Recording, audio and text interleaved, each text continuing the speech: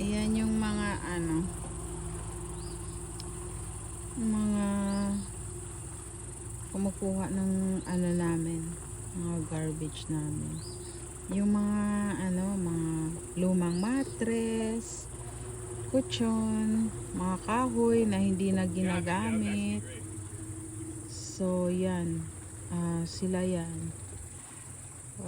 Kinukuha yan nila dito, tapos yan.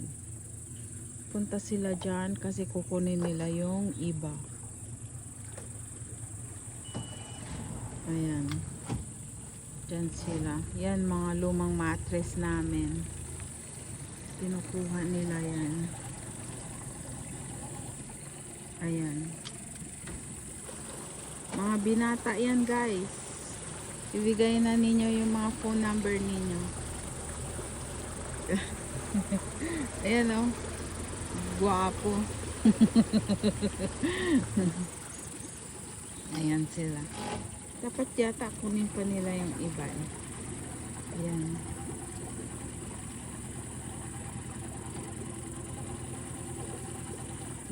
Dalawa sila. Yan yung nila. Parang business nila. Naglilinis sila ng cottage. Tagalinis ng cottage. Tagakuha ng mga baso-basura. Ayan. Tinanggal namin yung isang boat kasi para kumasya yung kanilang barge. Ayan. See, lahat yung mga kahoy, yan, mga mattress, yan, galing yan dito sa taas sa cottage. Kasi kung iwan mo lang siya, nakakatakot. Kasi pagka nagkaroon ng apoy or sunog, baga, madali kasing masunog yan. Kaya nag-iingat kami palagi dito. May mga company na yan yung business nila. Maglilinis sila ng maglilinis sila ng cottage mo. Kunin nila lahat yung mga hindi mo na kailangan. Yan.